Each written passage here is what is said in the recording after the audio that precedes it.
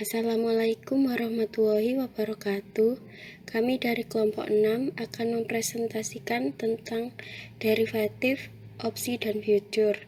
Anggota kelompoknya Aisyah Nur Fatmawati, Deni Setiawan, Dila Agustiani, Eka Novitasari, Eka Nur Afni, Eka Wulandari, Sofi Alvina, Slamet Pujianto, dan Vivi Risuma. Pengertian derivatif berdasarkan Peraturan Pemerintah Nomor 17 Tahun 2019, yang dimaksud dengan transaksi derivatif adalah transaksi yang didasari pada kontrak atau perjanjian pembayaran yang nilainya merupakan turunan dari nilai instrumen yang mendasari seperti suku bunga, nilai tukar, komoditi, equity, dan indeks, baik yang diikuti pergerakan maupun tanpa penggerakan dana atau instrumen. Saya Deni Setiawan akan menjelaskan slide ketiga dan keempat. Slide ketiga, jenis-jenis derivatif. Yang pertama, derivatif ekuitas. Yang kedua, derivatif hutang atau suku bunga. Yang ketiga, derivatif valuta asing atau forex. Yang keempat, derivatif komoditi. Yang kelima, derivatif opsi. Slide keempat, instrumen derivatif. Instrumen keuangan derivatif bisa diartikan sebagai instrumen keuangan yang nilainya tergantung atau diturunkan dari nilai aset yang menjadi acuannya atau underlying asset. Ada beberapa jenis instrumen derivatif, diantaranya warrant, bukti right issue, opsi, dan futures. Saya Dila Agustiani akan menjelaskan tentang slide yang kelima dan keenam, yaitu warrant. Warrant adalah opsi yang diterbitkan oleh perusahaan untuk membeli saham dalam jumlah dan harga yang telah ditentukan dalam jangka waktu tertentu, biasanya dalam beberapa tahun. Penerbitan warrant biasanya disertakan pada sekuritas lain seperti saham atau obligasi untuk lebih menarik minat pemodal. Yang kedua yaitu right issue. Right issue adalah instrumen derivatif yang berasal dari saham. Right issue memberikan hak bagi pemiliknya untuk membeli sejumlah saham baru yang dikeluarkan oleh perusahaan dengan harga tertentu. Right issue umumnya dibatasi kepada pemegang saham lama. Perusahaan mengeluarkan right issue dengan tujuan untuk tidak merubah proporsi kepemilikan pemegang saham dan mengurangi biaya emisi akibat penerbitan saham baru. Terima kasih. Perkenalkan, nama saya Eka Novitasari. Saya berasal dari kelas 5B Manajemen. Dan pada kesempatan hari ini saya akan menjelaskan slide ke-7 dan 8. Opsi adalah suatu perjanjian atau kontrak antara penjual opsi atau seller atau bidder dengan pembeli opsi atau buyer. Dalam hal ini penjual opsi menjamin adanya hak atau bukan kewajiban dari pembeli opsi untuk membeli atau menjual saham tertentu pada waktu dan harga yang telah ditetapkan. Cara menaksir harga opsi. Terdapat dua model dalam menaksir harga opsi, yaitu 1. Binomial option pricing model atau BOPM, menentukan nilai wajar opsi beli atau call option dengan rumus FCO sama dengan NS PS plus NB kali PB, di mana FCO adalah nilai wajar opsi beli, NS nilai portofolio saham, NB nilai portofolio obligasi bebas resiko, PS dan PB harga saham dan harga obligasi yang diperlukan untuk membayar opsi. Menentukan nilai wajar opsi jual atau put option. Dengan rumus FPO sama dengan NS kali PS ditambah NP kali PB, di mana FPO nilai wajar opsi beli, NS nilai portofolio saham, NB nilai portofolio obligas bebas resiko, PS dan PB harga saham dan harga obligasi yang diperlukan untuk pembayaran opsi.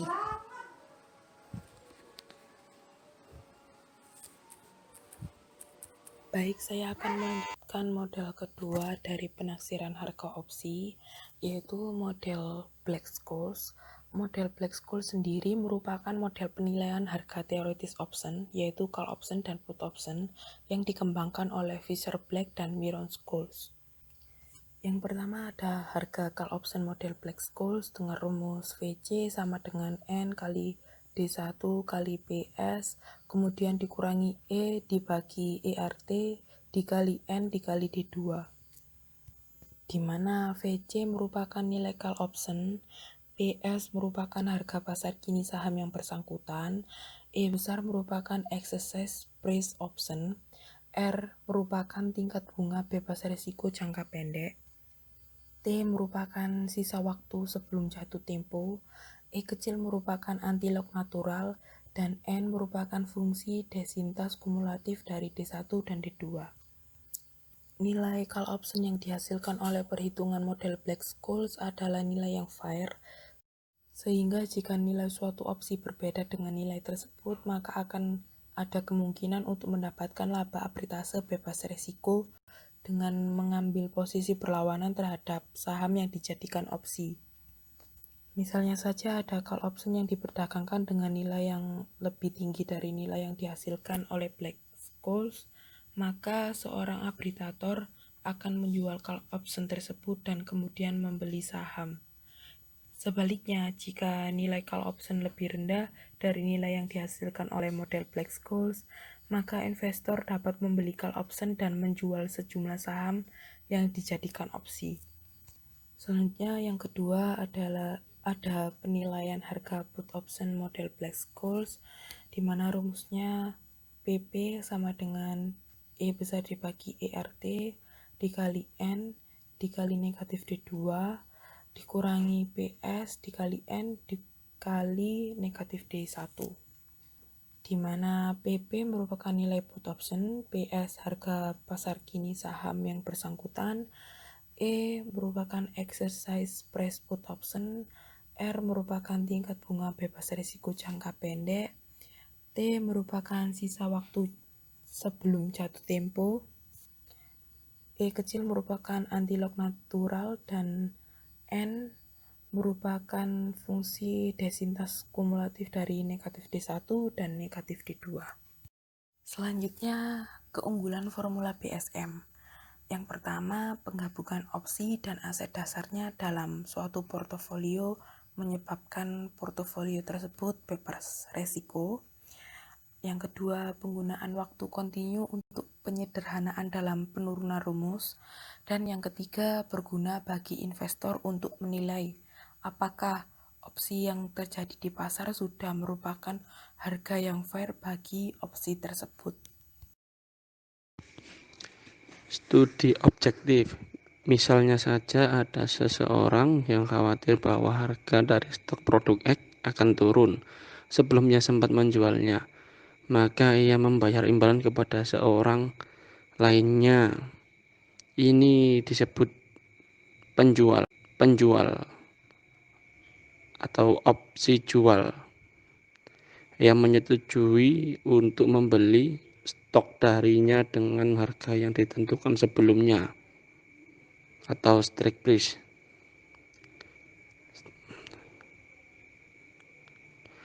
Pembeli menggunakan opsi ini untuk mengelola risiko turunnya nilai jual dari stok X yang dimilikinya. Di lain sisi, si pembeli opsi mungkin saja menggunakan transaksi opsi tersebut untuk memperoleh imbal jasa dan mungkin telah memiliki suatu gambaran bahwa nilai jual produk X tersebut tidak akan turun.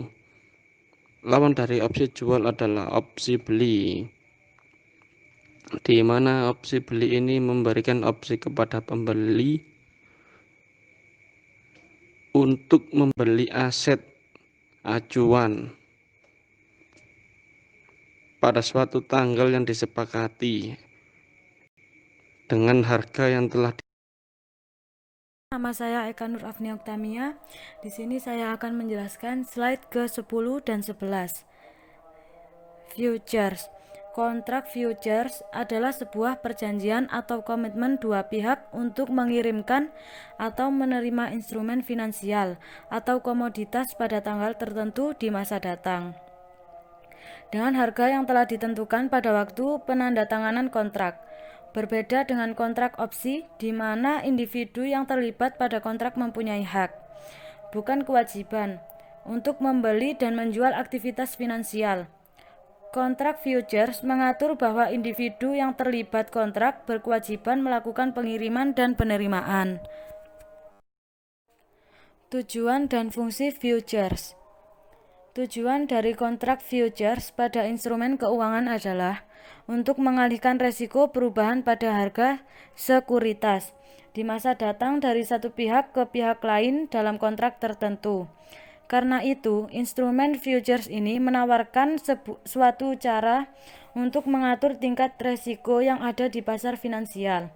Semua aktivitas dalam transaksi kontrak futures yang sudah standarisir dilakukan dalam bursa terorganisir atau securities exchange dengan bantuan sebuah lembaga clearing atau exchange clearing house. Perdagangan dalam bursa kontrak futures akan berfungsi 1. Transaksi risiko atau risk transfer. 2. Pembentukan harga atau price discovery. 3. Stabilitas keuangan atau financial stability. 4. Pengawasan mutu atau quality control. 5. Pengumpulan informasi yang efisien atau evidence information gathering. Oke, kita lanjut ke analisa keuntungan dan kerugian karakteristik opsi. Jadi, pada pembeli call option, karakteristik keuntungan dan kerugian call option itu berbeda dengan karakteristik keuntungan dan kerugian yang akan diperoleh investor jika membeli saham. Jadi, kerugian investor yang membeli call option itu bersifat terbatas, hanya sebesar harga premi opsi. Sedangkan jika membeli saham, kerugian yang bisa diderita investor itu bersifat tidak terbatas, sebesar selisih penurunan harga saham yang bersangkutan dibanding harga saham pada awal saat dibeli. Kemudian, pada penjual call option, keuntungan kerugian penjual call option adalah kebalikan dari profil keuntungan kerugian pembeli call option. Profil keuntungan penjual call option pada saat expiration date besarnya akan sama dengan kerugian yang diderita oleh pembeli call option. Keuntungan atau kerugian yang diperoleh pembeli dan penjual call option dijumlahkan, maka hasilnya akan nol, karena kerugian yang dialami penjual call option merupakan keuntungan bagi pembeli. Oleh karena itu, perdagangan opsi sering pula disebut sebagai zero sum game. Oke, kita lanjut. Pada pembeli put option, untuk dapat lebih melihat profil risiko dan return pembeli put option, maka dilakukan perbandingan keuntungan kerugian antara pembeli put option dengan investor yang melakukan short selling terhadap saham perusahaan. Secara teoritis, keuntungan maksimum yang biasa diperoleh pembeli put option bila harga saham turun sampai dengan harga 0, sedangkan kerugian maksimalnya adalah sebesar premi put option. Nah, pada penjual put option, keuntungan dan kerugian penjual put option itu seperti halnya penjual call option, juga merupakan sisi kebalikan dari keuntungan dan kerugian pembeli put option. Keuntungan maksimumnya adalah harga premi opsi, sedangkan kerugian maksimumnya terjadi pada saat harga saham turun mencapai angka 0. Kerugian maksimum penjual put option adalah sebesar strike price dikurangi dengan harga premi opsi. Baiklah, untuk yang terakhir, kita akan membahas mengenai strategi saham di pasar modal. Yang pertama, cermati saham-saham pada sektor yang sedang bertumbuh, yang terdiri dari dua strategi. Satu strategi membeli saham dan kedua strategi menjual saham. Mengetahui kapan waktu terbaik untuk membeli saham bisa dilihat melalui dua analisis yang dapat kamu lakukan. Pertama, analisis teknikal, kedua, analisis fundamental. Analisis fundamental mengacu pada pendekatan kondisi politik, ekonomi, serta tren usaha. Sedangkan analisis teknikal menggunakan pergerakan pendekatan saham pada rentang waktu tertentu, termasuk harga dan fluktuasi, serta informasi titik tertinggi dan titik terendah saham. Yang kedua, strategi menjual saham. Waktu terbaik untuk menjual saham adalah saat harga saham sedang naik atau yang biasa disebut profit taking. Namun bagaimana jika harga saham turun? Saat tersebut kamu bisa menjual saham dengan menetapkan cut loss. Yang kedua, analisis makroekonomi yang terdiri dari laju inflasi, jumlah uang beredar, tingkat suku bunga bank, laju pertumbuhan. Analisis makroekonomi dimaksudkan untuk menyediakan data dan analisis ekonomi secara makro dalam perencanaan pembangunan dengan tujuan untuk mengetahui kondisi ekonomi yang mencakup indikator pertumbuhan ekonomi, mengetahui angka proyeksi indikator ekonomi, dan analisis asumsi yang digunakan. Dan yang ketiga, peka terhadap perubahan paradigma perekonomian. Paradigma perekonomian adalah kerangka keyakinan yang digunakan sebagai pedoman untuk melihat suatu persoalan dan bagaimana melaksanakan pembangunan perekonomian. Sebagai seorang investor, kita harus peka terhadap perubahan paradigma perekonomian.